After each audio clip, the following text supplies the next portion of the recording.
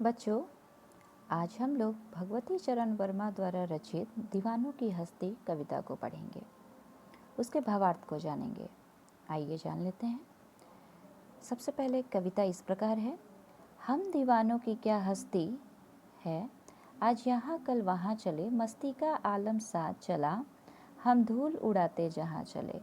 आए बनकर उल्लास अभी, आंसू बनकर बह चले अभी, सब कहते ही रह गए अरे तुम कैसे आए कहाँ चले।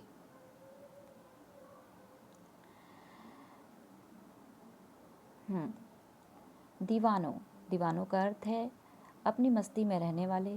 हस्ती का अर्थ है अस्तित्व। मस्ती अर्थात मौज, आलम दुनिया, उल्लास खुशी। कवि के कहते हैं आगे, अपनी मस्ती में रहने वाले लोगों की क्या हस्ती है, क्या अस्तित्व है।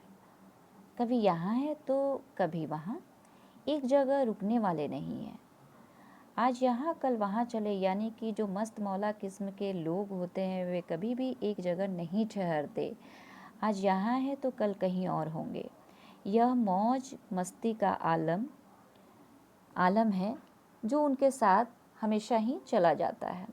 जहाँ कभी गया वहाँ पर उन्होंने अपनी मस्ती से, अपनी प्रसन्नता से सब में खुशियाँ बांटी। कवि कहते हैं कि हम अपनी मस्त मौला आदत के अनुसार जहाँ भी गए प्रसन्नता से धूल उड़ाते चले, मौज मजा करते चले।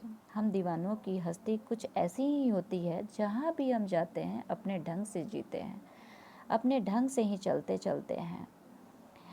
हम पर किसी का कोई असर नहीं होता। कवि कहते हैं वे अभी अभी आए हैं और खुशियाँ बांटी है, खुशियाँ लुटाई है, और अभी कुछ हुआ कि आंसू भी बनकर बह निकले। अर्थात अभी अभी खुश थे और अभी अभी दुखी हो गए हैं तो आंसू भी बह निकले हैं। कभी मस्त मौला किस्म के हैं, अपने मन मर्जी के मालिक हैं। कहीं कहीं जाते हैं तो कहीं कहीं के लिए चल पड़ते हैं। तो जहाँ पर पहुँचते हैं खुशियाँ लुटाते हैं और वहाँ से आगे निकलते चलते हैं। तो लोग कहते हैं कि अरे तुम कब आए और कब चल दिए, पता ही नहीं चला। आगे, किशोर चले यह मत पूछो, चलना है बस इसलिए चले, जग से उसका कुछ लिए चले, जग को अपना कुछ दिए चले। दो बात कही दो बात सुनी, कुछ हंसे और फिर कुछ रोए, छक्कर सुख दुख के घूंटों को हम एक भाव से पिए चले। जग अर्थ है संसार, छक कर तृप्त होकर भाव एहसास। कवि कहते हैं कि यह मत पूछो कि मैं कहाँ जा रहा हूँ, मेरी मंजिल क्या है, क्योंकि इसके बारे में तो मुझे खुद भी पता नहीं है कि मेरी मंजिल क्या है। जैसा कि मैं मस्त मौला हूँ, एक जगह ठहरता नहीं हूँ, चलता ही रहता हूँ, इसलिए बस आगे चलते ही रहना है। इस दुनिया से कुछ ज्ञान उन्होंने प्राप्त किया है, कुछ सीख लिए हैं, उसको लेकर वह आगे बढ़ चले हैं। जो भी उनके पास था वे भी इस दुनिया के साथ बांटते हुए आगे चल पड़े हैं। कवि जहाँ कहीं भी पहुँचे वहाँ लोगों में खुशियाँ बांटी, उनके खुशियों में शामिल हुए, उनके दुख में शामिल हुए, उनसे बातचीत की, अपना सुख दुख बांटा और अपने मन की बात कही। जब सुख के भाव जगे तो उनके साथ मिलकर हंसे भी, और जब उनको दुख का अनुभव हुआ तो उनके साथ अपना दुख भी बांटा, उनका भी सुख दुख बांटा। जो दुख सुख के समय भावनाएं जगी उनको एक दूसरे के साथ बांटा, जिससे व्यक्ति का मन हल्का हो जाता है। जो सुख दुख के भाव है एक समान से हम गमों से पिए चले और आगे बढ़ चले।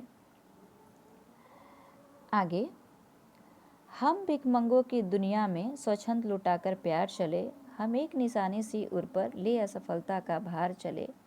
अब अपना और पराया क्या, आबाद रहे रुकने वाले, हम स्वयं बंधे थे और स्वयं हम अपने बंधन तोड़ चले। भिखमंगों अर्थात भिखारियों, स्वच्छंद का अर्थ है आजाद, निशानी चिन्ह, उर हृदय, असफलता जो सफल नहीं हुए, भार बोझ, आबाद बसना, स्वयं खुद। आगे कवि कहते हैं, यह जो दुनिया है, दुनिया के लोग जो हैं वह भिखारियों की तरह हैं, क्योंकि वह कुछ न कुछ हमेशा ही मांग करते रहते हैं।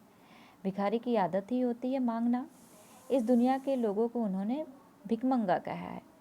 भिखमंगों की इस दुनिया में अपनी मन मर्जी से अपना प्यार लुटा कर चले हैं।